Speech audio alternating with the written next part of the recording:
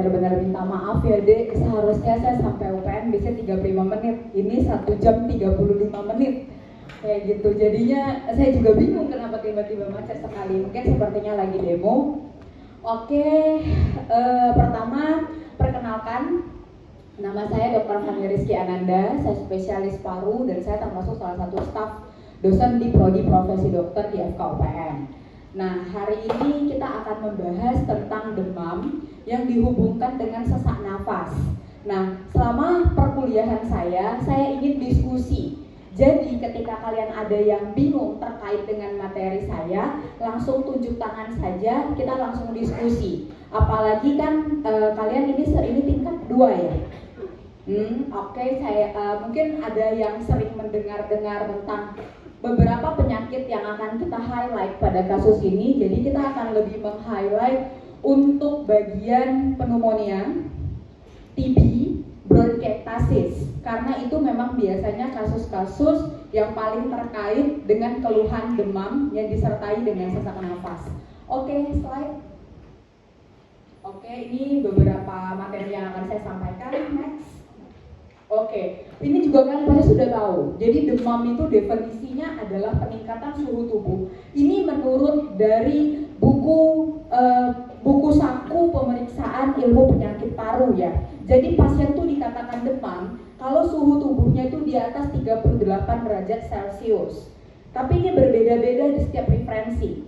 Ada yang menyatakan kalau suhu normal itu 36,5 sampai 37,3. Jadi kalau di atas 37,3 namanya sudah demam, tapi demam yang bersifat subfebris.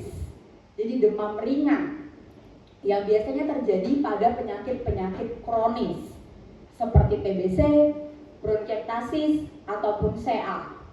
Oke.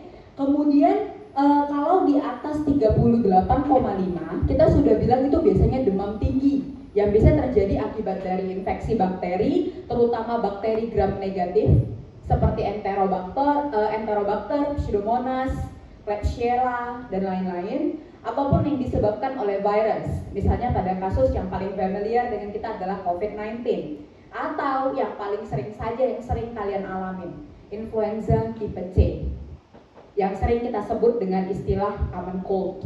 Atau kalau pada bayi bisa rhinovirus ataupun coronavirus. Jadi sebenarnya coronavirus itu sudah virus lama ya, tapi layaknya virus dia sering bermutasi jadi sulit dikenali oleh tubuh kita. Meskipun unfortunately I have to say that menurut BPJS klasifikasi demam yang termasuk gawat daruratan adalah di atas 40 derajat Celcius. Oke, I don't know kenapa peraturan jadi seperti itu, siapa tim ahli mereka. And honestly as a clinician, saya juga nggak setuju kayak gitu. Karena banyak pasien-pasien dengan usia demam sampai apalagi terutama pada anak-anak ya, di atas 39 itu justru sering kejang. Kayak gitu. Jadi ya, I don't know. Oke. Dan dan pada saat kita sudah dapat pasien dengan kondisi demam, kan harus anamnesis lebih lanjut. Apa penyebabnya? Apa keluhan yang mendasarinya? Apa kondisi lain yang terkait? Jadi sudah ada di dalam kepala kalian berbagai macam diagnosis banding, kayak gitu. Oke, slide. Oke, ini adalah patofisiologi demam. Kalian semua sudah tahu. Jadi adanya infeksi ataupun toksin dari mikroba dan berbagai macam mediator inflamasi seperti interleukin 6, interleukin 1 beta, interleukin 1 alfa, kemudian TNF alfa. Itu adalah jenis-jenis cytokine yang proinflamatori. Dan semua cytokine yang proinflamatori pasti akan merangsang demam. Tapi yang sampai ke hipotalamus adalah interleukin 1 serta TNF alfa. Yang melalui vaskular dia akan mengubah set point hipotalamus, kemudian menyebabkan tubuh mengatakan, oke, kita nggak pas nih suhunya. So, dia akan memaksa tubuh kita untuk meningkatkan namanya CAMP. CAMP akan meningkatkan adrenergik. Jadi seluruh proses adrenergik seperti apa? Vasokonstriksi. Kalian akan demam, kalian akan pembuluh darahnya mengalami vasokonstriksi, jadi aliran darah lebih cepat. Kemudian kalian akan mengalami shivering, otot-ototnya akan merangsang untuk menggigil. Kemudian juga tubuh akan merangsang heart rate untuk lebih naik. Dan semua itu akan menyebabkan peningkatan set point di hipotalamus. Dan sampai tahap tertentu, dia akan menyatakan, oke, this is the new threshold. Tapi ini sudah ketinggian. Makanya dia akan menurunkannya dengan signifikan. Itu kenapa kita akan berkeringat. Kalian sudah shivering, kalian sudah pakai selimut. Kemudian saat set point hipotalamusnya sudah tercapai, kemudian tubuh akan atau kumannya sudah mati, maka tubuh akan bilang oke, ini terlalu tinggi, maka dia akan kembali vasodilatasi. Kalian akan berkeringat banyak, makanya itu khas juga pada kasus tuberkulosis. Kenapa dok? Demam pada TB itu harus pada malam hari. Ya karena itu, pada malam hari akan terjadi penurunan dari kadar hormon kortisol. Saya nggak tahu kalian sudah belajar atau tidak, tapi di dalam tubuh kita ini punya circadian rhythm, di mana circadian rhythm itu mengatur beberapa kondisi hormon. Di antaranya adalah kortisol yang memiliki efek untuk menurunkan sistem imun. Jadi dia akan menyebabkan sistem imun, dia akan menekan produksi dari TNF alfa, dan saat dia menurunkan produksi dari TNF alfa, maka TNF alfanya akan berkurang, otomatis yang rangsang hipotalamus akan berkurang, ya kan? Jadi demamnya akan tinggi sekali, kemudian dia akan berkeringat banyak sekali setelah tercapai set point hipotalamusnya, karena nggak ada yang menekan TNF alfa. Akibat TNF alfa terus menerus tinggi, dan dia akan terus merangsang dari si set point hipotalamus, kayak gitu. Itu kenapa demam dan keringat itu terjadinya pada malam hari pada pasien TB, tidak seperti kasus lain seperti itu. Oke, sudah saya jelaskan. Next slide. Oke, ini adalah gambaran tipe demamnya. Mungkin kalian sudah belajar, ada namanya demam kontinu. Jadi dia demam terus menerus sampai makin tinggi. Biasanya ini terjadi pada infeksi bakteri seperti pneumonia. Pneumonia terutama akibat virus atau akibat gram negatif. Dan ini sering sekali mengarah ke sepsis, terutama yang akibat gram negatif. Seperti pada kasus-kasus misalnya urosepsis, kayak gitu. Kan dia penyebabnya paling sering E. coli. Nah, di mana E. coli itu memang merupakan golongan Enterobacter, berarti dia gram negatif. Gram negatif itu lebih gampang menyebabkan sepsis. Kenapa? Karena dindingnya ada lipopolisakarida, ada lipid. Dia itu adalah gampang larut di dalam lemak, di mana untuk masuk ke dalam membran sel vaskuler membutuhkan lemak. Jadi dia suka yang lipofilik, yang suka lemak. Jadi bakteri gram negatif gampang banget untuk menjadi bakteremia. Makanya paling gampang menyebabkan sepsis.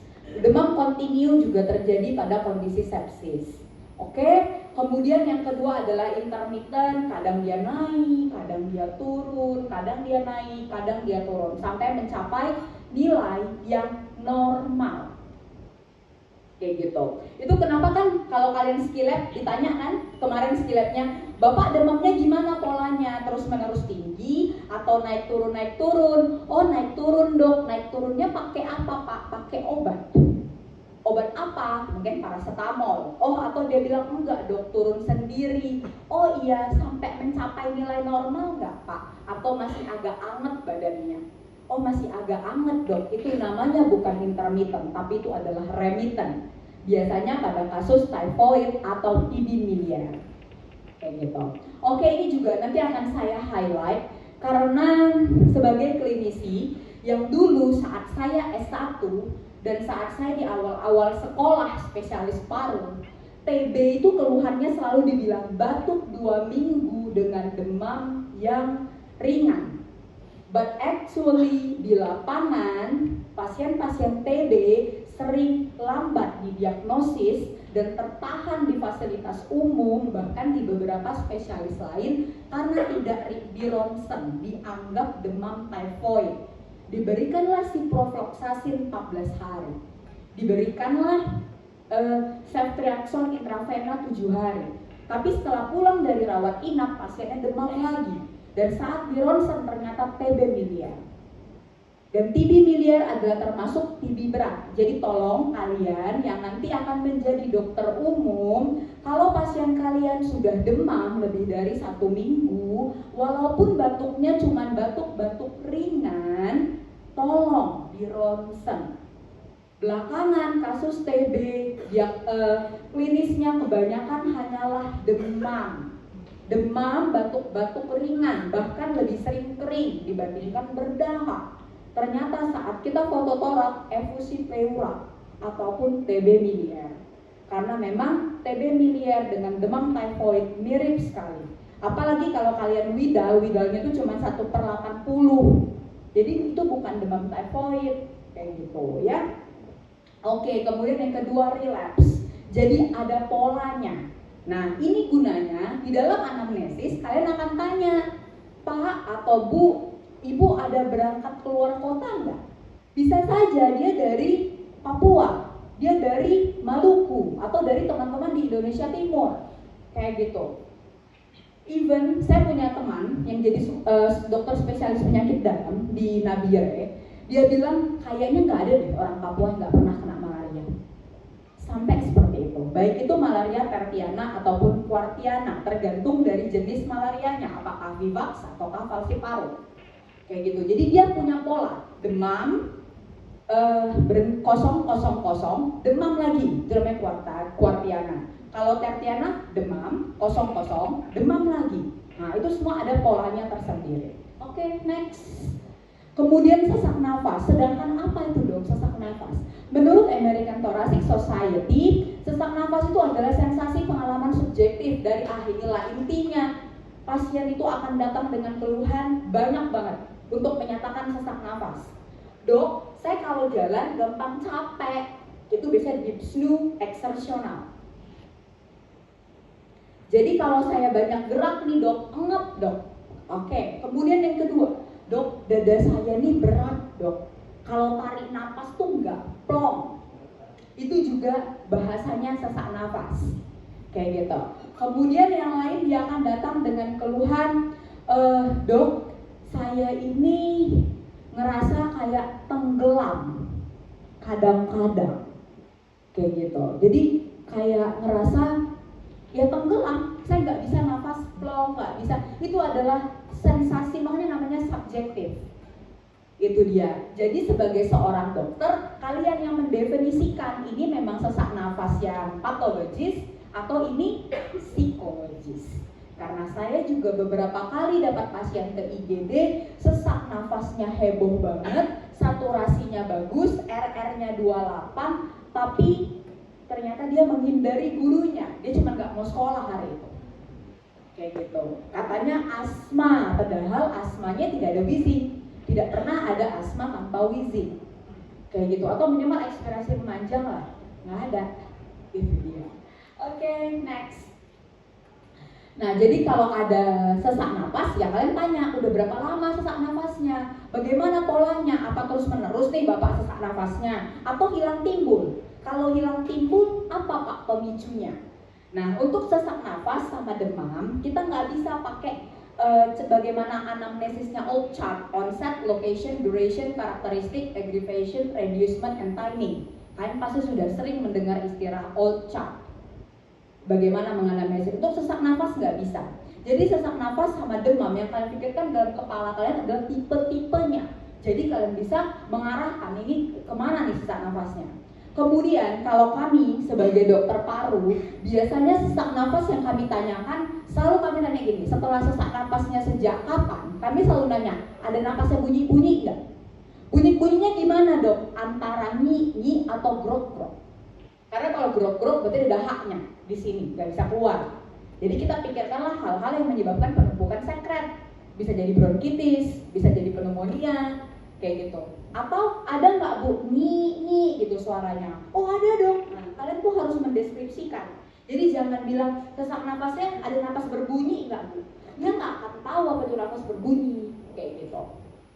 Karena kalau kalian sudah bisa mendefinisikan sesak nafas, ini ada bunyi atau tidak, dengan nafas berbunyi atau tidak. Kalau dia dengan nafas berbunyi, pikirkan keluhan yang obstruktif. Obstruktif itu maksudnya apa dok? Akibat gangguan dari penyempitan saluran nafas. Nanti saya akan lebih menjelaskan di CMD 5 bagaimana mengarahkan pasien obstruktif atau restriktif. Seperti itu.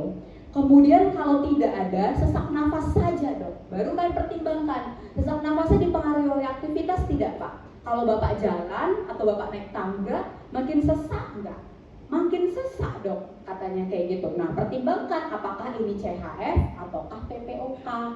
Apalagi mereka punya risk factor yang sama, smoker kayak gitu. Oke. Kemudian kalau ada apa faktor pemicunya atau kalau lagi cuaca, nih belakangan karena lagi sering hujan, lagi sering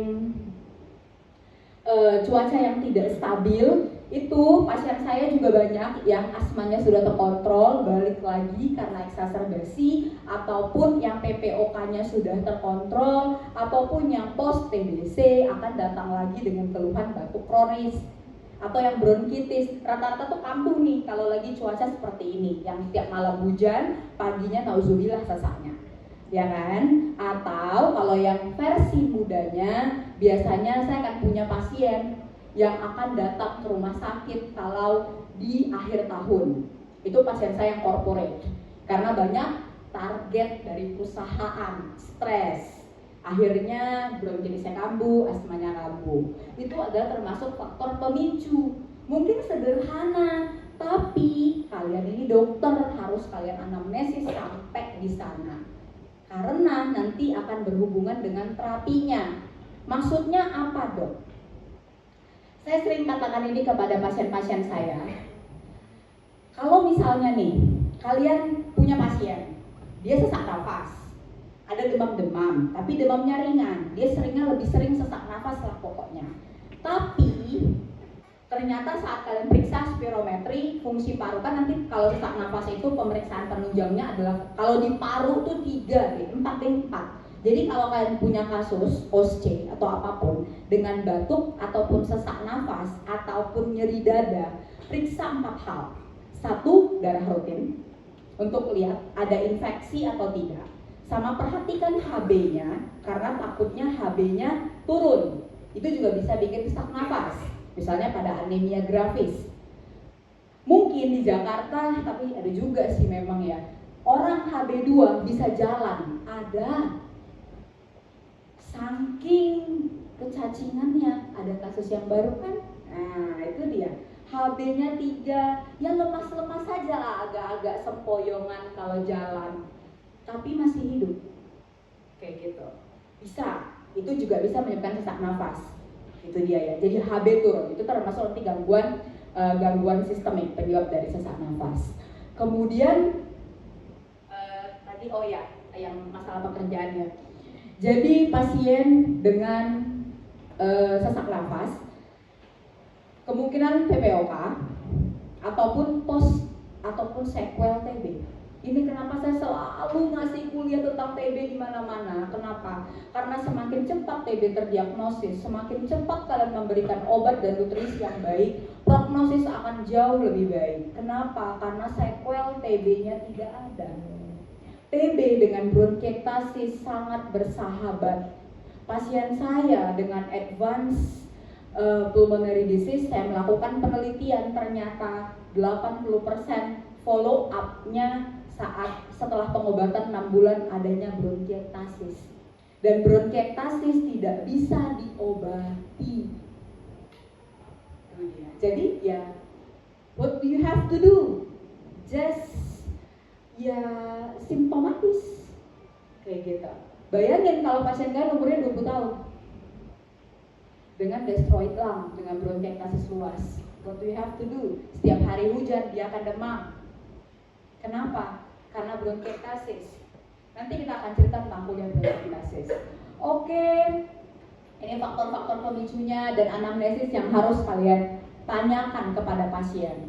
Jadi kalau dia punya kucing, setiap hari dia sesak nafas, ya pertimbangkan jangan-jangan dia alergi sama bulu kucingnya. Selama dia masih memelihara kucing, ya dia akan tetap sesak nafas.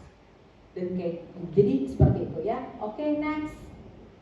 Ini DD sesak nafas, jadi kan harus tahu ada namanya ortopnu, yaitu sesak nafas saat berbaring, ada namanya trepopnu, sesak nafas saat dia berbaring ke salah satu sisi, biasanya pada kasus efusi pleura. Kemudian platipnu, kalau dia tegak baru dia sesak nafas. Nah itu biasanya karena anemia ataupun kelainan sistemik seperti hipotensi ortostatik. Jadi orang hipotensi juga bisa sesak nafas. Oke, kemudian paroxysmal nocturnal dyspnea, dia bisa tiba-tiba bangun karena sesak, PND. Itu biasanya pada kasus udem paru ataupun ALO ataupun CHF ataupun asma. Next. Oke, ini juga gambaran etiologinya yang saya ambil dari Criss-Cross Respiratory System, ada bukunya. Ini ada banyak ya, ada fisiologis. Nah, kalau kalian olahraga juga kalian akan sesak nafas. Itu dia. Jadi itu gunanya kalian nanya, apa eventnya? Saya datang dengan sesak nafas, dok. Sesak nafasnya udah berapa lama? Kapan-kapan? Apa faktor pemicunya? Belakangan ada dari luar kota atau tidak? Atau ada lagi stres atau tidak? Atau ada pelihara binatang yang baru atau tidak? Itu dia gunanya. Karena ternyata olahraga juga bisa menyebabkan sesak nafas. Oke? Makanya kalian, kalau kalian olahraga, kalau bisa jangan di NF lah. Silahkan kalian mau full marathon, mau half marathon, atau mau dimulai dari 5K, 10K, itu sangat bagus. Kalau kalian olahraga, kalian bisa pegang cakap pasien kalian tuh bisa memegang perkataan kalian.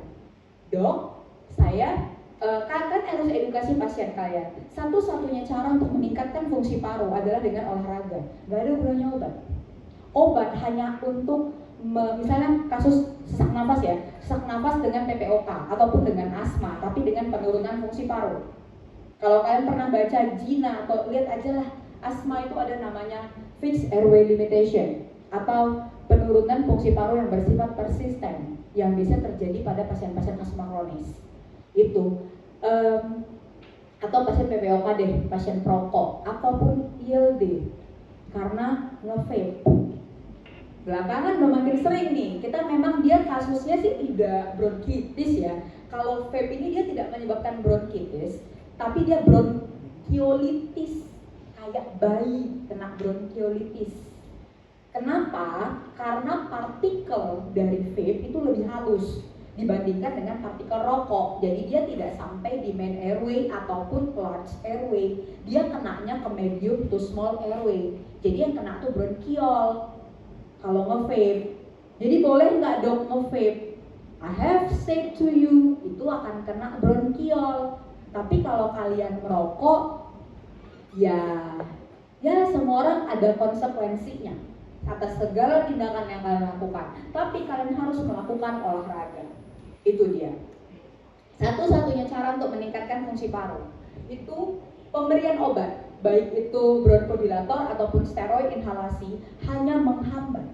Jadi misalnya tuh udah turun sampai segini, jangan turun lagi begini, dia tetap seperti ini. Yang harus dilakukan adalah menaikkan sedikit, atau dengan misalnya fungsi parunya 46%, dia bisa hidup seperti biasa. Bagaimana caranya dok? Olahraga. Olahraga yang bersifat aerobik, tapi tidak boleh dipaksa. Jadi jangan hanya karena kalian dokter maka kalian bisa, oh saya maunya ketika lari nih ya, mau coba langsung half marathon 21 kilo. Rupanya tengah-tengah DNF. Mending kalau sampai tengah-tengah, ada 5 kilo udah DNF. Kenapa? Gak pernah olahraga tapi lari S4, S5 kayak gitu. Saya harus bilang ini karena saat ini lagi ngetren untuk olahraga, dan ini adalah tren yang sangat bagus. Tapi sebagai seorang dokter, kalian yang paling mengetahui diri kalian sendiri, jadi harus ngedukasi pasien juga. Oke, termasuk juga yang cewek-cewek. Kalau kalian merasa, dok saya kan gak merokok, tapi mungkin nanti kan gak akan jadi spesialis paru ataupun spesialis jantung, tapi pasien kalian itu akan mostly merokok. Nah, kalian mau edukasi dia. Berarti kan kalian harus tahu psikologinya orang yang merokok. Kayak gitu kan. Jadi, ya pasti kan semua orang bilang, kalau dokter mah semuanya dilarang, kagak mungkin merokok dikasih. Begitu kan. Tapi kalian harus membuat pendekatan yang lebih bagus. Saya perempuan dan saya harus mempelajari vape. karena pasien saya banyak yang nge-vape. Saya perempuan, tapi saya harus mempelajari rokok, even jenisnya. Ada yang namanya kretek, yang nggak pakai filter, ada yang pakai filter. Kalau yang pakai filter tuh ada yang isinya 12, ada isinya 16, ada isinya 20. Kenapa saya harus bilang seperti itu? Karena pasien tuh nggak akan ingat dia berapa batang. Ya kira-kira 2 bungkus lah dok. Nah 2 bungkusnya ini berapa? 12, 16, 20, karena akan mempengaruhi indeks Brinkman-nya, severity of smoker-nya, kayak gitu. Kok nggak enak ya dok jadi dokter? Enak kok, dinikmatin aja. Oke, next. Oke, nah ini dia yang dalam hitungan menit, hitungan jam, hitungan hari. Jadi dari sesak nafas ini onset. Udah berapa lama bu sesaknya? Baru dok, baru berapa jam? Baru ya 2 hari lah dok. Buat pasien baru itu 3 hari itu baru deh. Buat pasien itu baru. Jadi lebih spesifik udah berapa hari atau udah berapa jam. Pasien saya tadi malam saya ditelepon jam 3 pagi, jadi saya sampai nggak tidur karena pasien saya tiba-tiba sesak nafas hebat. Padahal dia sudah dalam kondisi stabil. Dia dalam kondisi stabil sekali kayak gitu. Terus tiba-tiba jam 2 pagi dia sesak nafas hebat. Kemudian ada wheezing, ada rongki, tapi kakinya bengkak, tensinya 240/130. Kayak gitu. Padahal dia ini stabil memang dengan PPOK sama pneumonia, tapi dia stabil, udah mau saya pulangin pagi ini, tapi tadi malam sesak nafas hebat. Faktor resikonya apa? Dia heavy smoker. Udah nggak demam lagi, udah nggak sesak lagi. Ternyata apa? STEMI. Padahal saat dia masuk, dia tidak ada keluhan chest pain sama sekali. Even tadi malam dia juga tidak ada keluhan chest pain. Kayak gitu. Dan bilangnya waktu saya EKG, kita biasanya kalau pasien saya itu selalu saya EKG karena pasien jantung sering nyasar ke paru, dan EKG-nya normal, hanya ada sinus takikardi. Ternyata dia STEMI, lanjut alo, kita udah upayakan tapi keluarganya minta DNA. Jadi kita nggak bisa intubasi pasiennya, mungkin kalau diintubasi masih ada harapan, kayak gitu. Nah jadi itu dia kenapa kalau yang onsetnya hitungan menit bisa jadi itu apa? Tromboembolisme pulmonal. Oke, bisa jadi emboli paru. Kemudian itu kegagalan akut ventrikel kiri, dan yang paling sering yang menyebabkan ADHF atau acute decompensated heart failure adalah STEMI, terutama STEMI anteroextensive atau STEMI anterolateral. Nanti kalian akan belajar lagi tuh di blognya bagaimana taunya. Jadi dia kalau kenanya di otak depan bisa lebih gampang ADHF kayak gitu. Oke, kalau hitungan jam sampai hari mungkin pneumonia, mungkin asma, mungkin exacerbasi PPOK. Jadi ditanya dulu nih, apa pak kira-kira sesaknya karena apa? Oh iya dok, saya kemarin kena hujan. Nah, sekarang saya tanya, pasien kalian PPOK, tapi pekerjaannya Gojek. Kalian suruh dia berhenti, tidak ada nafkah lagi. Siapa yang mau ngasih makan anaknya? Jadi sebagai seorang dokter kita bahkan harus memikirkan apa yang harus dilakukan. Kalian tahu nih, dia selalu sesak nafas setiap kali dia kena hujan. Sesak nafasnya bengean di rumah malam sekitar jam 10, bisa berhari-hari. Sesak nafas disertai dengan batuk berdahak. Terus dia bilang, kalian sudah spirometri dan lain-lain, oke ini mengarah ke PPOK. Maka kalian harus bilang, Bapak harus hindari asap, tapi dia Gojek. Bapak berhenti merokok ya, berhenti merokok bisa. Bapak harus ganti pekerjaan, bisa. Jadi apa yang harus kalian lakukan? Belajar. Kalian lihat, oh Pak, coba boleh nggak Pak pakai rompi? Dan saya pun itu belajarnya dari mana? Dari pasien sendiri. Ada yang bilang, dok, tapi dok kalau saya pakai bajunya double. Bahkan ada satu pasien tuh bilang, dok saya tuh nggak tahan dingin dok, tapi saya gojeknya harus subuh. Soalnya subuh sama sore paling banyak penumpang karena pergi kerja, pergi sekolah. Jadi dok boleh nggak dok? Saya pernah nyoba dok pakai karton, pakai kardus di dadanya. Kemudian saya pergi apa dok, saya pakai rompi lagi, pakai jaket, jadi 3 lapis. Tapi yang paling dalam itu pakai kardus, jadi nggak langsung angin itu ke dadanya dia. Kalau pakai itu enakan nggak pak? Enakan dok. Ya udah, berarti semua pasien saya Gojek, saya ajarinnya begitu. Gitu. Jadi harus sadar kan, harus memberikan solusi. Pasien kalian nggak bisa tiba-tiba berhenti merokok, tapi dia bronkiektasis. Kalau dia masih merokok, ya produksi sputum akan terus berlanjut. Udahlah bronkiektasis itu. Bronkiektasis adalah kerusakan pada medium bronkus, biasanya bronkus cabang ke-9, yang disebabkan oleh inflamasi kronis. Biasanya terjadi post tuberkulosis ataupun post PPOK. Jadi si bronkusnya ini lecet sampai ada yang, kalau dia ada 3 tahap, ada yang bentuknya cylindrical, jadi cuma lurus doang, cuman destruksi aja dinding otot polosnya, nggak bisa bronkodilатasi, nggak bisa bronkokonstriksi, udah fix aja gitu. Ada yang lebih berat, namanya varicose. Kalau varicose tuh udah ada yang dilatasi, ada yang konstriksi, ada yang dilatasi, ada yang konstriksi, kayak gitu. Dan satu lagi ada yang kistik, yang paling berat itu kistik. Kistik itu gimana? Bronkusnya udah rusak, udah gelembung sampai kalau dari ronsen bentuknya honeycomb appearance. Tapi actually sih nggak pernah, jarang banget saya bisa dapat honeycombing pada foto torak. Biasanya itu adalah gambaran HRCT, High Resolution CT Scan. Kita akan lihat tuh gambarannya akan terlihat dia bulat-bulat kayak grape anggur. Nah, kebayang dong kalau paru-paru kalian itu jadi kayak anggur. Otomatis kalau ada hari hujan sedikit, hari hujan ada faktor pemicu, ya kan? Faktor pemicu akan menyebabkan apa? Inflamasi. Inflamasi akan menyebabkan apa? Hipersekresi dari sel goblet. Sel goblet itu apa? Sel yang menghasilkan mukus. Otomatis apa? Akan terjadi penumpukan mukus. Pada bronkiektasis sudah terjadi destruksi pada bronkus, jadi udah ada yang melebar ke bawah, numpuk dahaknya di bawah, nggak bisa diekspektoransi. Jadi produksi dahak ada, tapi nggak bisa dikeluarin. Jatuhnya apa? Obstruksi, sesak napas. Itu yang kalau kalian dengar tuh suara parunya, dia tarik napasnya, saya banyak sekali pasien seperti itu. Itu sering terjadi pada sequel tuberkulosis. Oke, kemudian kalau hitungan minggu pada anemia, efusi pleura. Efusi pleura pasien satu parunya ketutup, itu saturasi masih bagus. Efusi pleura masif, kecuali sudah terjadi pendorongan dari trakea. Karena apa?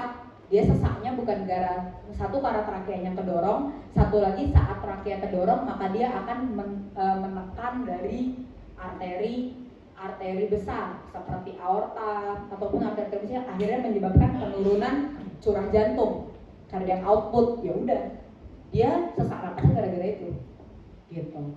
Oke, kemudian kalau hitungan bulan ini pada kasus kronis ya, seperti PPOK, fibrosis paru dan tuberkulosis paru.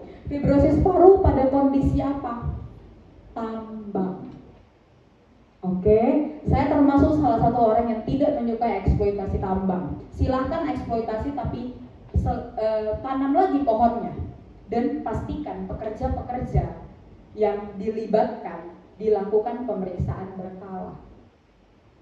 Karena ada penelitian, seorang dokter paru yang bekerja di Kalimantan, dia melakukan pemeriksaan fototorak serial, ternyata lebih dari 50% buruh tambang batu bara mengalami coal worker pneumokoniasis.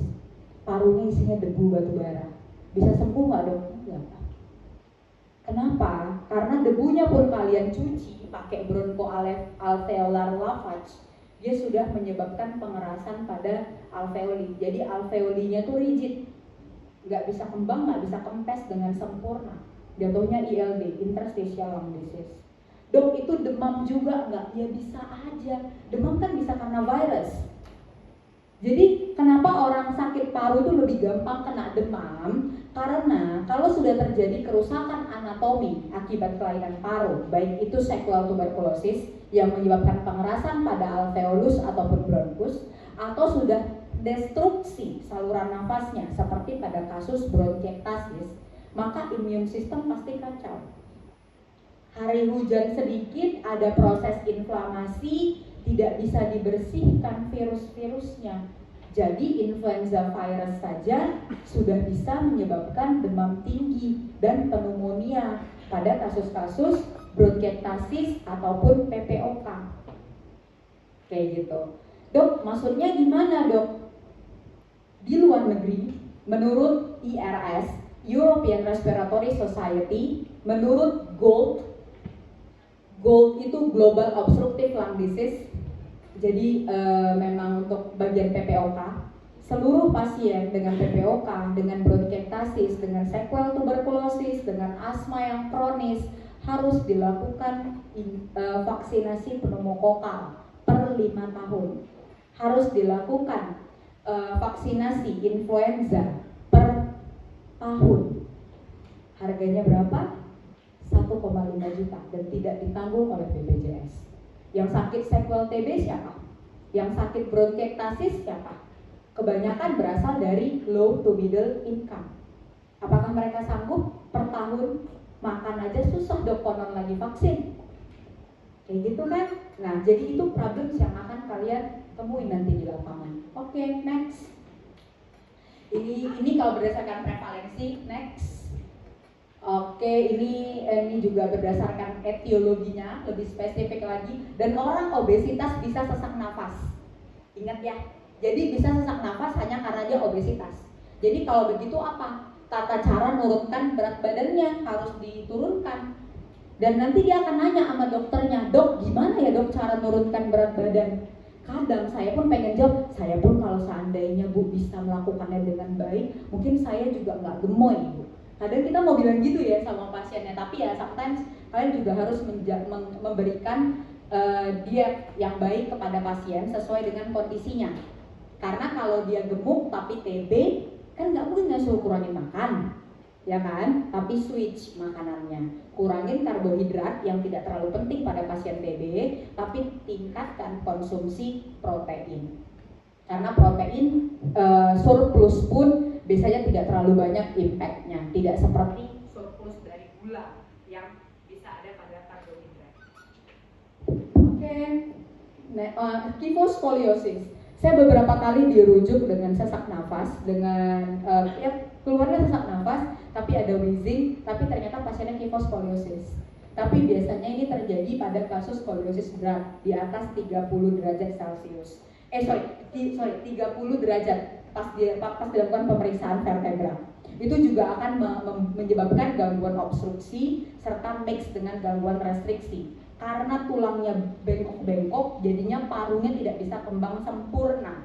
Akibatnya akan terjadi penurunan fungsi paru. Pasien akan datang dengan kondisi dyspnea on exertion. Kalau dia jalan banyak, dia sesak nafas. Tapi semua normal, EKG normal, fototorak normal, nggak ada infiltrat, tapi spirometrinya yang ada gangguan restriksi. Itu kenapa? Karena gangguan neuromuskularnya. Karena dia kyphoscoliosis berat. Jadi apa yang harus dilakukan? Konsul ke fisioterapi. Kayak gitu. Oke, next. Nah, ini kemudian kita masuk ke penyakit. Pneumonia adalah infeksi pada parenkim paru. Jadi kalau ada rongki basah. Jadi kalau kalian nih pemeriksaan fisik pada pasien-pasien dengan sesak nafas, terus kalian menemukan adanya rongki basal. Kalau rongki basal kemungkinan besar mengarah ke ALO, akut lambuden. Tapi kalau dia rongki basah, itu kemungkinan besar gangguan parenkim. Gangguan parenkim itu apa dong? Berarti kenanya alveolus. Kalau untuk terkait dengan gangguan paru, itu kemungkinannya dua. Yang paling sering ada pneumonia atau ada TB paru.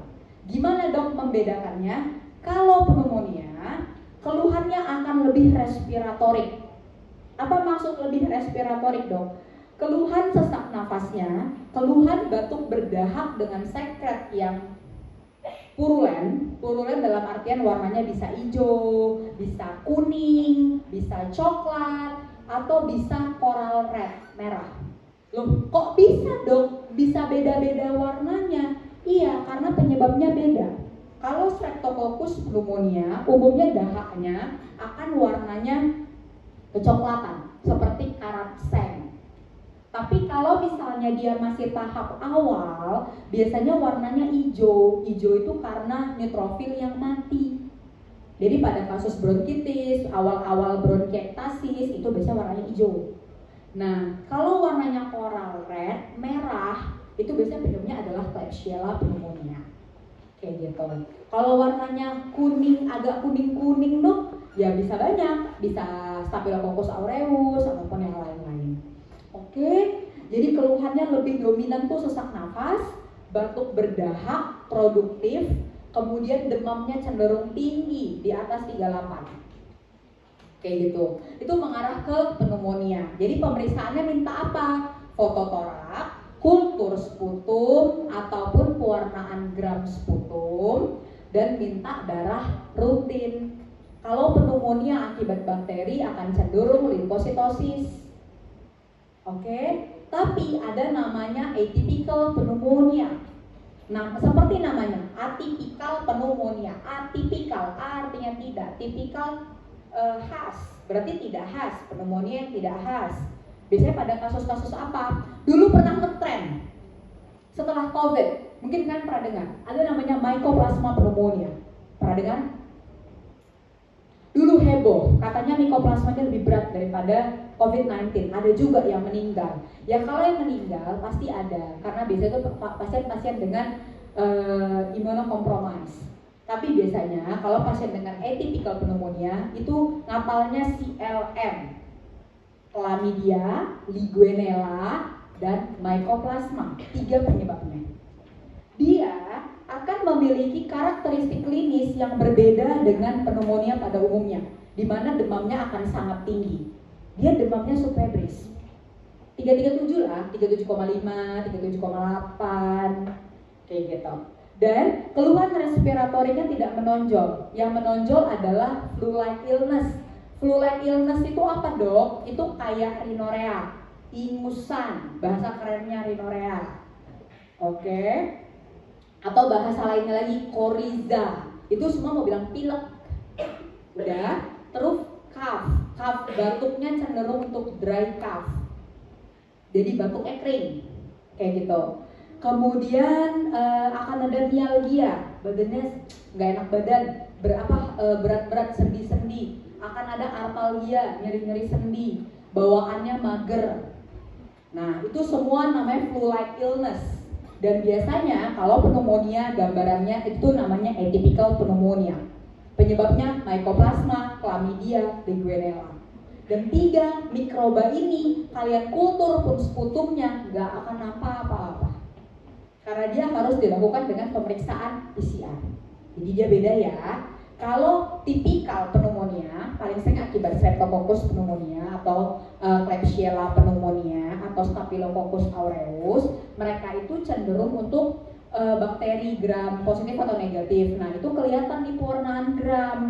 Jadi kalau dia bakteri gram negatif pink warnanya, kalau bakteri gram positif lebih ungu.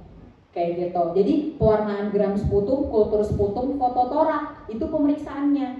Tapi kalau atypical pneumonia itu foto torak sama PCR, kayak COVID dulu. Kayak gitu. Atau ya antigen. Legionella bisa dinilai dari antigen. Dan anehnya dia dilihat adalah dari antigen di urin. Karena ekskresinya melalui urin. Jadi dia berbeda. Nah sama-sama pneumonia, sama-sama radang paru, tapi klinisnya berbeda antara atypical dengan tipikal. Karenanya pengobatannya juga berbeda. Kayak gitu. Kalau yang atypical pneumonia, kita akan lebih memberikan azithromycin. Jadi golongan macrolide. Dan actually kalian-kalian ini kalau kena flu atau batuk-batuk lebih sering tipe yang atypical pneumonia. Makanya mungkin lebih banyak yang lebih sensitif terhadap pemberian macrolide. Kasih amoxicillin nggak mempan-mempan. Kasih azithromycin 3 hari aja udah sembuh. Berarti kalian kenanya atypical pneumonia. Kayak gitu. Sedangkan kalau yang tipikal pneumonia, nah kita harus buka guideline nih. Karena dia akan dibedakan rawat jalan atau tidak rawat jalan. Nah, dari mana dok saya tahu pasien saya rawat jalan atau enggak? Ada namanya PSI score, Pneumonia Severity Index. Kayak gitu. Kalau untuk dokter umum biasanya kita suruh pakai Core 65. Nanti kalian akan mempelajarinya di CND 5, nanti ada tutorialnya sendiri. Kayak gitu, so kalian akan dalami. Oh, berarti untuk menentukan pasiennya rawat inap atau tidak harus pakai PSI. Nah, dari PSI itu nanti ada kategorinya. Di atas 70 wajib rawat inap. Kalau di bawah 70 boleh pulang. Nah, kalau pulang lihat lagi ada komorbid atau tidak. Kalau tidak ada komorbid, maka pilihannya amoxiclav tambah azitromisin. Tapi kalau dia ada komorbid, maka pilihannya adalah levofloxacin. Kayak gitu. Kalau dia rawat inap gimana dok? Kalau dia rawat inap ada lagi non pseudomonas kah atau pseudomonas, ICU atau rawat jalan. Susah dong ngapalnya memang. Bahkan saat ujian nasional dokter paru aja stres ngapal PSI score sama antibiotik berdasarkan ATS 2019 terakhir untuk community acquired pneumonia. Nah, jadi sebagai dokter umum ini yang mau kalian lihat, foto toraknya dia akan ada nanti gambaran, kalau ini gambaran lobar pneumonia, dia hanya satu lobus saja. Biasanya pada kasus-kasus imunokompeten, jadi nggak ada komorbid ya, imunnya masih bagus. Jadi dia bisa melokalisasi bakteri dalam satu tempat. Paling sering di bagian bawah. Kenapa pneumonia harus di bagian bawah? Ada yang bisa jawab? Karena kalau dia yang adanya di bagian bawah itu biasanya akibat peningkatan vaskularisasi. Bakteri ini butuh makan, dan untuk dia makan dia butuh vaskuler yang tinggi. Dia dapat makanan dari dari darah, jadi dia suka di tempat yang vaskuler tinggi. Oke, atau dia bronkopneumonia. Nah, yang paling sering nih bronkopneumonia. Jadi dia radang paru di seluruh tubuh. Biasanya di seluruh paru bisa terjadi akibat dari inflamasi yang sudah kena vaskula, pembuluh darah paru. Biasanya bronkopneumonia ini paling sering kita jumpai pada kasus COVID dulu ya, di zaman itu dulu COVID atau ya kasus atypical pneumonia. Kayak gitu. Meskipun ya kadang ada juga misalnya karena streptococcus tapi bronkopneumonia ada aja. Oke, next. Ini klasifikasinya ya, jadi ada yang community acquired pneumonia. Kita akan lebih fokus kemari yang kurang dari 48 jam, karena kalau HAP bukan kompetensi kalian. Kayak gitu. HAP itu hospital acquired pneumonia. Misal dia datang karena kecelakaan, terus 2 hari di rumah sakit, hari ketiga demam tinggi, terus batuk-batuk, tapi batuk-batuk setelah di rumah sakit. Awalnya foto toraknya normal, waktu setelah 3 hari shivering, demam tinggi, kemudian sesak nafas, kalian minta foto torak ulang, ternyata ada infiltrat. Itu namanya hospital acquired pneumonia. Dengan cut off point-nya adalah 48 jam. Jadi dia harus datang tidak ada pneumonia, atau ada pneumonia tapi kemudian dalam 48 jam malah jadi pneumonianya memberat, atau ya jadi pneumonia yang awalnya sehat.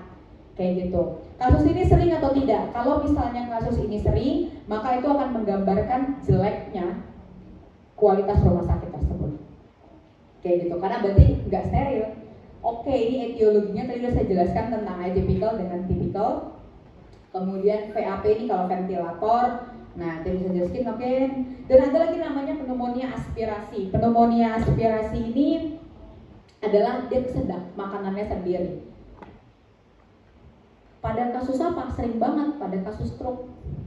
Pasien stroke rawat di rumah, ya kan? Kan stroke kan ya sequel ya. Maksudnya kalau sudah lewat golden periodnya, ya kemudian diapain? Hemiparesis. Ada yang sampai nggak sadar, dirawatlah pulang ke rumah. Terus sama anaknya dikasih makan. Saya sering sekali dapat kasus seperti ini. Mamanya setengah-setengah sadar, nggak pasang NGT, sama anaknya disuapin makan. Bagus memang tujuannya biar mamanya ada nutrisinya, tapi masuknya ke paru-paru. Kayak gitu.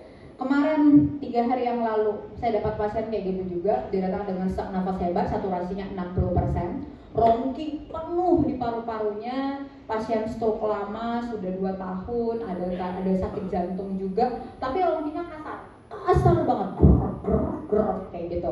Awalnya kita udah edukasi untuk dilakukan bronchoalveolar lavage, jadi dicuci paru-parunya karena fototoraknya infiltrat penuh. Dicuci, tapi keluarganya masih mikir-mikir karena harus dirujuk, repot. Kayak gitu. Karena kalau pneumonia aspirasi ya terapinya bronkoskopi, dimasukkan alat kayak endoskopi ke dalam mulutnya dicuci. Cucinya pakai apa dok? Kita akan pakai NaCl. Kita akan pakai normal salin seperti NaCl, dimasukin, sedot lagi, dimasukin, sedot lagi. Kalau ada yang benda kasar kita angkat, dia ada, kalau alat bronkoskopi itu ada kayak capitnya gitu untuk mengangkat. Itu dia. Tapi nggak bisa di sembarang rumah sakit. Bisa tipe A. Pasien tidak mau dirujuk, kita biarin. Kita kan tetap otonomi ya, otonomi pasien, otonomi keluarga lah dalam hal ini. Oke, kita rawat, kemudian perburukan, kita lakukan intubasi di hari kedua. Saat dilakukan intubasi keluar kangkung, keluar dari pas intubasi masuk ya, kan pas intubasi kan kita suction ya, kan keluar sekret, ya Allah deh, kental banget. Emang nggak akan bisa lah keluar kalau pakai batuk biasa gitu. Pastinya demam tinggi, leukositnya 25.000 kayak gitu. Yang keluar itu kangkung. Yang saya nggak ngerti, kenapa sih nggak digiling aja? Nggak apa-apa deh lu suapin orang tua lo, tapi minimal lu blender bisa kan makanan itu, gitu kan? Di blender aja sebenarnya udah salah, karena harusnya dia minum susu tapi pakai NGT, kayak gitu kan? Pemberian nutrisinya boleh kok nutrisi enteral, tapi nutrisinya itu M2, makanan lunak atau justru susu. Jadi dihitung perhitungan susunya ini kira-kira dia butuh berapa kalori, kita konversi menjadi susu. Ada tim gizi khusus untuk mengukur si hal itu. Tapi keluarganya nggak pakai NGT, disuapin. Jadi ya itu ada nasi-nasinya dari NGT.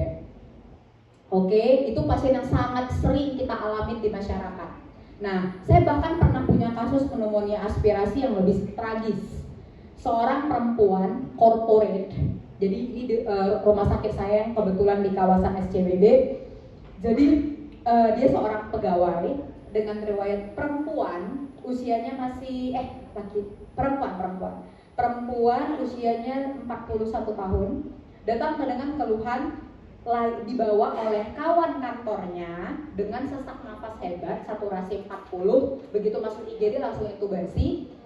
Sama dia kebetulan ada kejang, ada riwayat hipertensi lama, dan saat dilakukan intubasi kembali pasiennya sudah isi waktu kita suction nih, kan pas mau masuk alat itu kan di suction dulu ya, itu keluarnya itu pas nasi sama kangkung, dia tiba-tiba kejang lagi makan siang. Jadi ini saya bilang nih, susah nafas tiba-tiba, kan tadi ada ya DD-nya aspirasi benda asing. Jadi dia lagi makan siang sama teman kantornya, tiba-tiba dia kejang. Sayangnya dia lagi makan siang, makanannya semua masuk ke paru-paru. Dua-dua parunya infiltrat penuh. Kedua paru dengan leukositnya saya lakukan nggak sempat kayaknya serial. Leukositnya itu belum terlalu tinggi, masih 15.000 karena awal sekitar beberapa jam setelah operasi. Ternyata kita lakukan CT scan kepala, ada perdarahan di subarachnoid, di intraventrikular. Ternyata kalau kalian pernah dengar ada namanya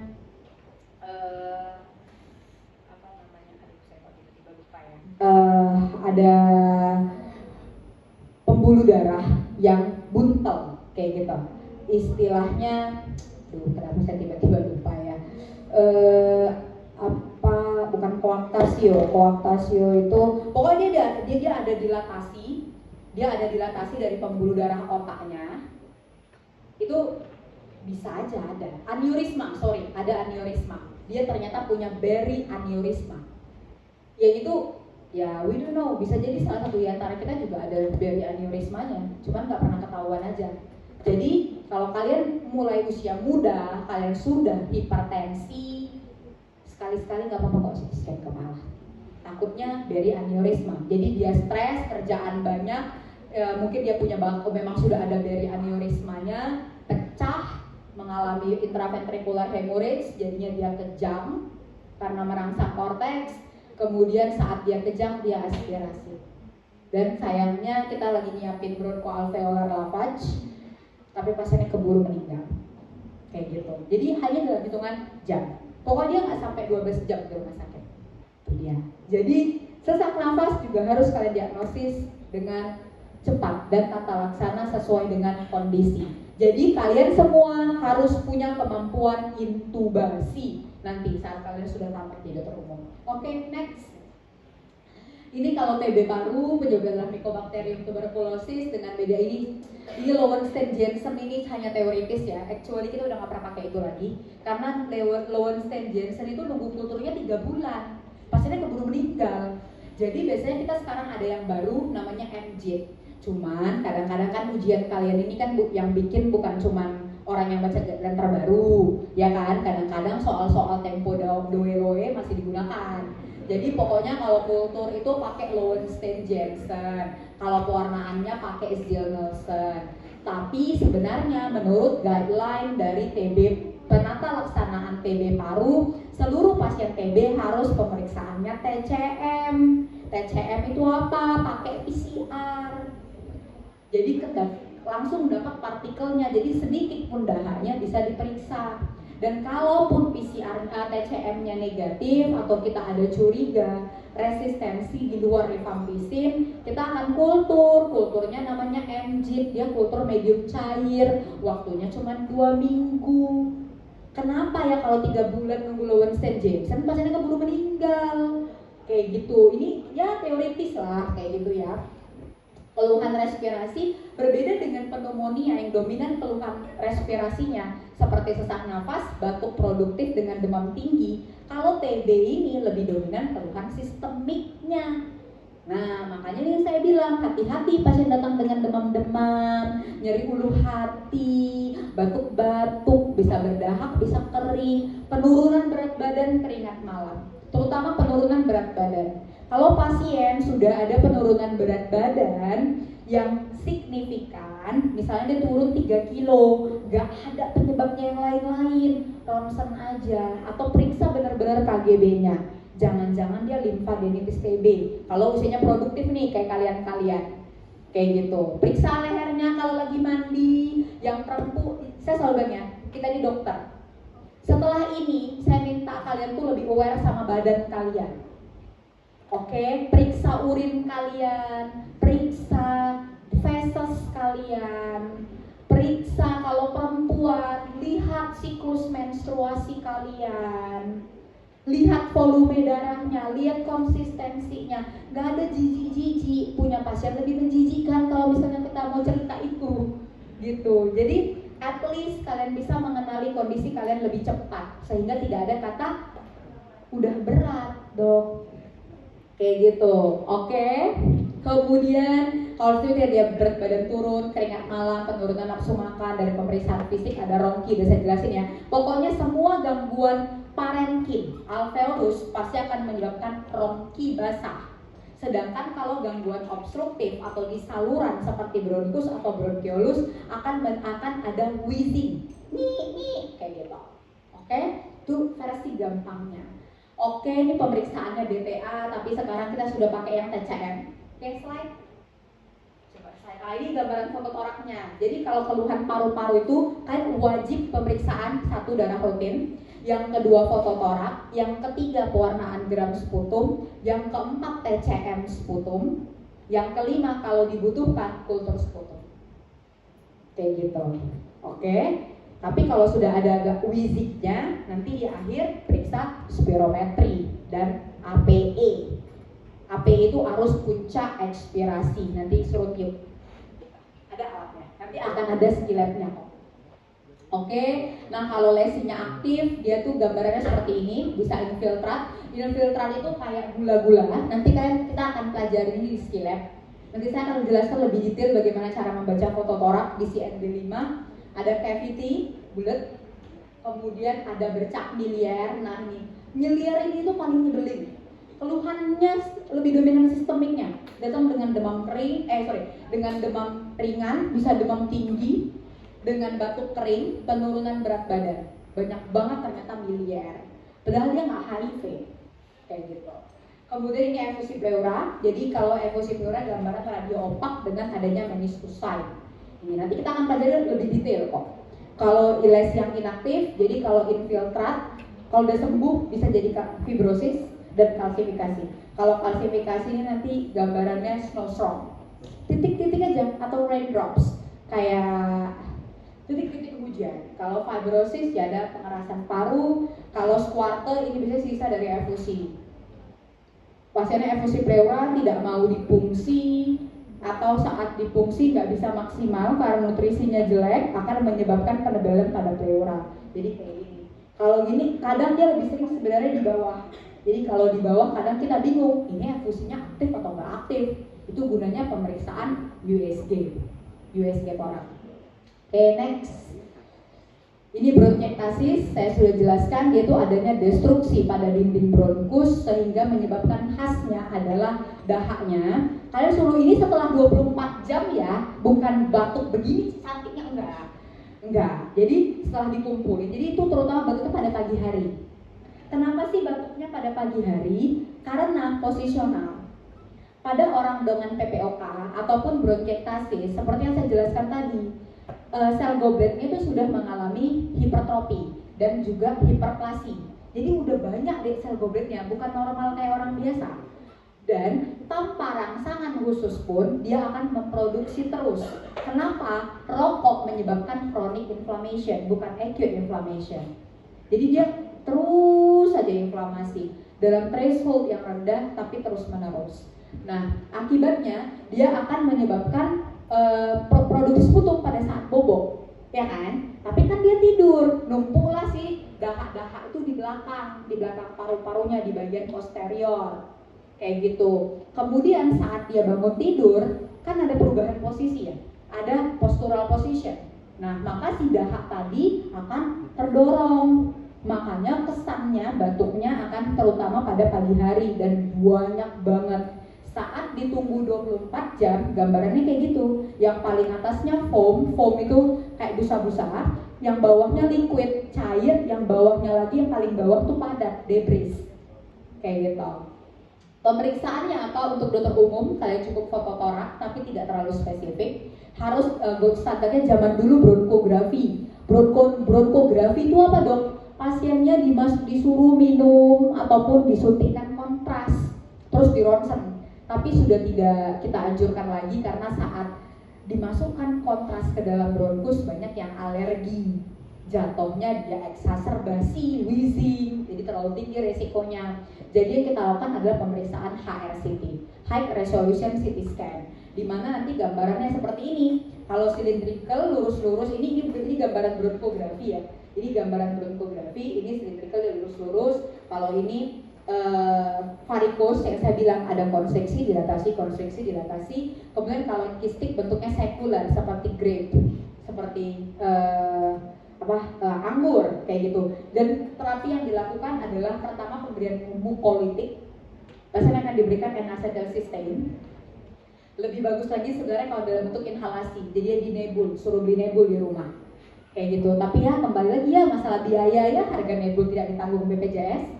Jadi paling kita hanya memberikan bronkodilator seperti pratropium bromida yang kerjanya long term.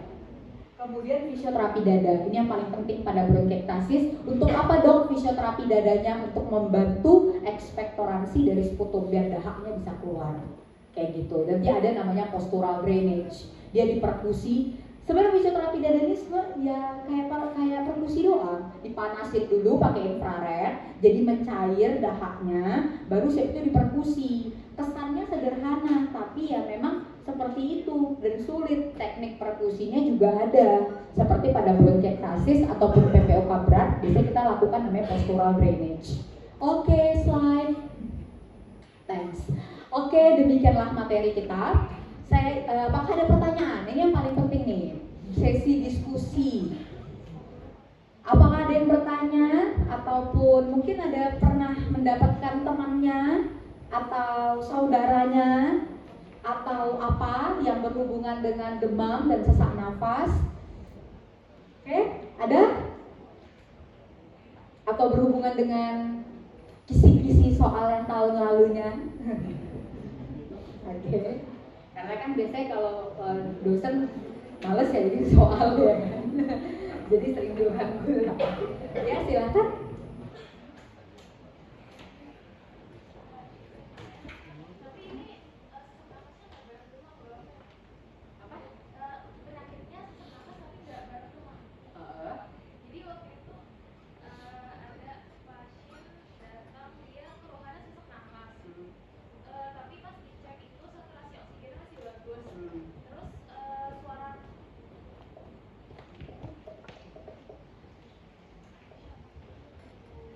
Untuk saturasi oksigennya itu masih bagus di 98 atau 99. Terus suara nafasnya juga masih bagus. Itu kalau dikasih, tapi pasiennya tuh mengeluh sesak nafasnya tuh udah berat banget. Itu kalau dikasih dikasih oksigen itu boleh nggak dok? Karena saturasi oksigen masih bagus. Terus waktu itu diresepin salbutamol, itu kira-kira boleh diminum nggak dok? Iya kayak gitu aja. Terima kasih dok. Oke, berarti dia sesak nafas tanpa didahului demam. Kalau sesak nafas tanpa didahului demam, berarti dalam pikiran kita pertama, singkirkan dulu penyebab obstruksi. Ya kan? Obstruksi itu apa dong? Penyempitan saluran nafas. Dimana DD-nya bisa bronkitis, bisa asma. Kayak gitu. Jadi, meskipun misalnya saturasinya bagus, coba kamu periksa pakai stetoskop, ada wheezing atau tidak. Kalau memang ini ada wheezing, berarti ini asma, berarti ada tempatnya pemberian bronchodilator. Dalam hal ini salbutamol tablet, kayak gitu. Tapi kalau misalnya tidak ada wheezing, tapi dia sesak nafas, lihat lagi kakinya, ada bengkak nggak? Atau ada peningkatan tekanan vena jugular atau tidak? Kayak gitu. Karena kalau misalnya ada peningkatan tekanan vena jugular ataupun kakinya bengkak, mungkin sesak nafasnya ke arah kardiogenik. Jadi mungkin karena CHF. Kayak gitu. Kalau bukan juga, maka kalau saturasinya normal seperti itu, periksa dulu ulu hatinya. Ada nggak nyeri epigastrik? Kadang sesak nafas sering diartikan dengan istilah menyesak. Saat GERD ataupun dispepsia sedang kambuh, pasien akan datang dengan keluhan nyesek, gitu. Jadi pegang epigastriknya, ada nyeri epigastrik atau tidak? Kalau ada nyeri epigastrik, maka pemberiannya adalah PPI. Jadi pemberiannya omeprazol, justru kontraindikasi pemberian salbutamol. Kenapa? Karena salbutamol akan memberikan efek tentu saja takikardi. Dan salbutamol juga akan meningkatkan efek peningkatan asam lambung. Jadi kalau dia sesak nafas karena gastrointestinal, justru makin berat. Kayak gitu. Apalagi kalau kamu periksa ternyata dia distensi.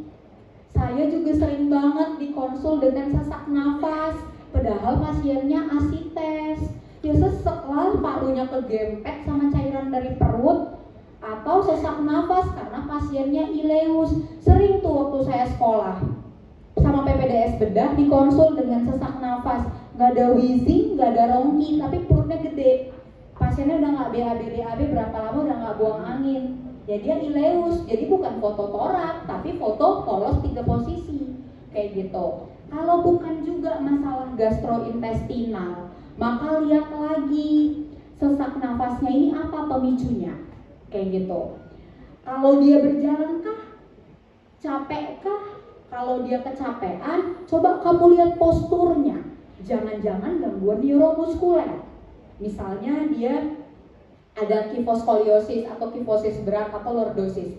Kalau itu pun bukan, maka kamu lihat lagi faktor pencetusnya, dia lagi ngapain. Jangan-jangan dia cuma need your attention, ya kan? Kalau cewek-cewek nih biasanya mau ujian, enggak sih, biasanya stres, ya kan? Panic attack.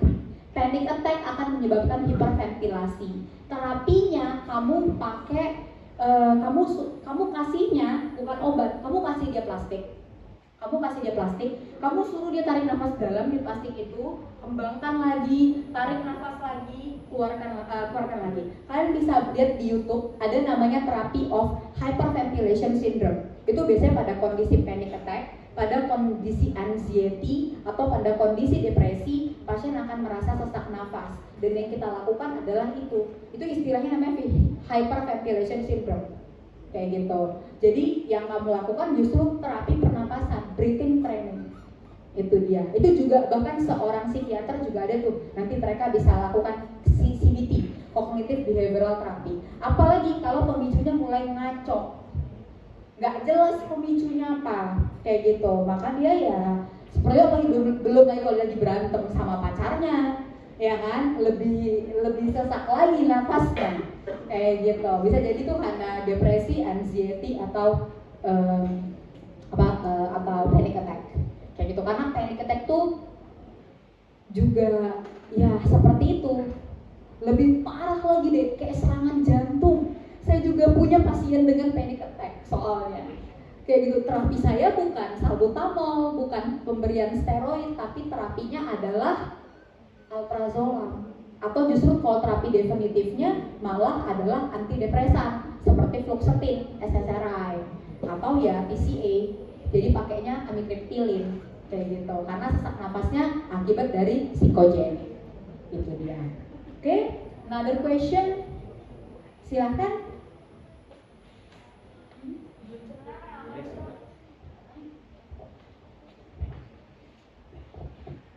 Oke, terima kasih dokter atas kesempatannya. Perkenalkan, nama saya Febriana. Mungkin di sini saya izin untuk menanyakan dua pertanyaan terhadap TB. Yang pertama kan tadi demamnya itu saat malam ya dok ya. Nah itu apakah sitokin yang keluar pada pasien TB itu saat malam aja, lalu nanti akan menurun dan mengeluarkan keringat malam, atau memang sitokinnya itu keluarnya setiap sepanjang hari. Nah lalu yang kedua, apakah demam TB ini pasti malam terus karena beda, dan kenapa beda dengan demam lain? Apakah karena perbedaan dari patogennya atau karena apa? Terima kasih dokter. Oke, terima kasih. Jadi pertama, TB ini biasanya akan menyebabkan, kenapa dia pada malam hari? Sitokinnya sih produksi terus, tapi ada efek dari kortisol gitu. Jadi kan tubuh kita punya kortisol. Jadi kortisol itu akan peak itu puncak itu jam 7 pagi. Jadi pada saat tengah malam berarti kan dia lowest point ya. Nah, ketika dia lowest point berarti si sitokin proinflamasi seperti interleukin 1 dan lain-lain itu dia akan terrepress kayak gitu. Jadi dia terrepress karena tidak ada jadi misalnya pagi misalnya jumlah interleukin 1-nya 10. Dari pagi sampai malam tetap 10 kayak gitu. Tapi pada saat jam pagi sampai siang kortisol tinggi, jadi si interleukin 1 itu ditekan sama si kortisol, jadi dia tidak menyala, ya kan? Dia tidak bisa mengganggu set point hipotalamus. Jadi sedangkan pada sore ke malam hari itu tidak ada, kadar kortisol itu rendah. Akibatnya si interleukin 1-nya banyak, TNF alpha-nya banyak. Nah, ketika dia banyak maka akan mengubah set point hipotalamus. Apakah itu berlangsung pada TB saja? Tidak, demam tifoid juga. Gitu kan, demam tifoid juga khasnya sore ke malam hari. Tapi pagi dia suhunya remittent. Sebenarnya hampir sama. TB juga kalau kumannya banyak bisa jadi remittent. Jadi tergantung konsentrasi kuman.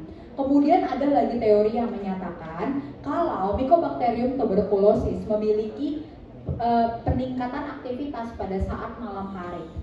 Kayak gitu. Jadi memang si kumannya sendiri itu cenderung pada malam hari aktif-aktifnya gitu. Pas kita bobo. Tapi teori itu ditentang sama orang imun yang bilang ya dia aktif karena gak ada yang bunuh gitu. Jadi ada dua teori sampai saat ini, karena memang teori imunologi ini kita masih berandai-andai ya, tidak bisa terlalu dibuktikan. Tapi yang pasti yang membuktikannya adalah kadar interleukin 1 akan meningkat pada kondisi sore hingga malam hari, sehingga demamnya akan lebih tinggi kayak gitu. Oke, ada lagi pertanyaan satu lagi ya? Itu aja ya. Sudah, terima kasih dokter. Ada pertanyaan lagi? Ayo kita diskusi.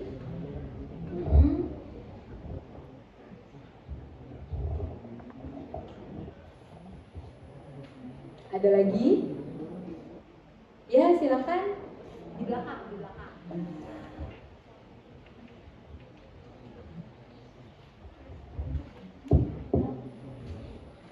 Maaf dokter, izin menambahkan pertanyaan. Saya Fania, NRP 134. Kalau tadi kan tentang demam yang akibat TB yang naik pada malam hari. Bagaimana kalau demam akibat keganasan yang polanya itu intermittent ya? Secara fisiologisnya bagaimana? Sama saja. Jadi sama seperti demam dengan HIV. Itu juga demam dengan HIV. Karena statusnya imunodefisiensi. Kayak gitu.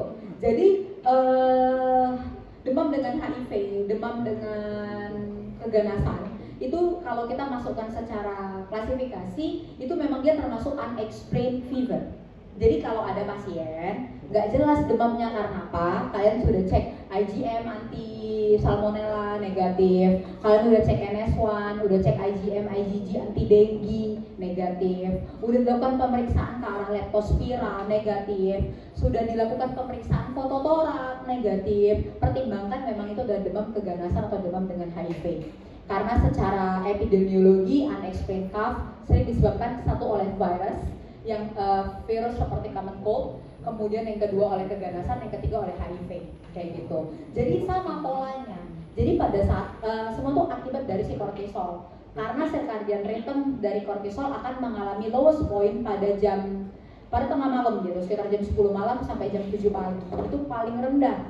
Nah, itu menyebabkan pada saat di jam-jam seperti itu sitokin inflamasinya akan lebih menyala-nyala gitu, misalnya dia akan lebih aktif, yang menyebabkan manifestasi berupa demam seperti itu. Jadi sama patofisiologinya kayak gitu. Oke, oh ya sebelumnya saya selalu bilang kalau untuk belajar tentang CND ini, coba kalian buka buku namanya MacLeod Clinical Examination, tolong dibaca. Mumpung lagi blok CND 1 sampai 5, karena di situ dijelaskan bagaimana physical examination itu sangat mempengaruhi diagnosis banding. Jadi nanti bukunya tuh ada versi PDF-nya, jadi kan bisa baca.